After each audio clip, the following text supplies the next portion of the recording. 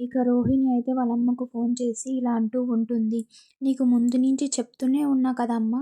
ఆ మీనతో మాట్లాడొద్దు" అని ఇంకా రోహిణి అయితే వాళ్ళ అమ్మతో అంటూ ఉంటుంది.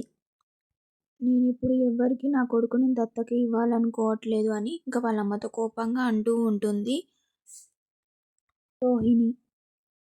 వాళ్ళు ఇంకోసారి ఇంటికి వచ్చినా నోటికొచ్చినట్టు చెడా తిట్టేసే అమ్మ అని ఇంకా వాళ్ళమ్మతో అంటూ ఉంటుంది. ఇక ఇటు పక్కనేమో బాలు ఇంకా మీనా అయితే ఇక వాళ్ళకు ఫోన్ చేద్దామని అనుకుంటూ ఉంటారు. ఇంకా మీనా అయితే వద్దులేండి అని అంటూ ఉంటుంది. కానీ బాలు ఇంకా ఫోర్స్‌ఫుల్‌గా వాళ్ళకి ఫోన్ చేపిస్తూ ఉంటాడు. ఇక మీనా అయితే వాళ్ళకి ఫోన్ చేస్తది. కానీ వాళ్ళు లిఫ్ట్ చేయరు. ఇక ఇక చింటూకైతే ఫోన్ వినిపిస్తూ ఉంటుంది. అమ్మ అమ్మమ్మ నేను ఫోన్ ఎత్తనా అని అంటూ ఉంటాడు.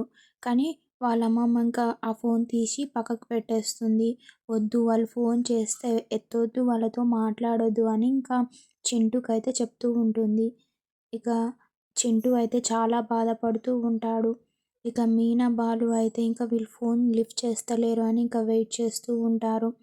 ఇక ఇటు పక్కల వాళ్ళ అమ్మమ్మ ఇంకా చింటూకైతే ఇంకా చెప్తూ ఉంటుంది. వాళ్ళతో మాట్లాడొద్దు, వాళ్ళ దగ్గరికి వెళ్ళొద్దు అని.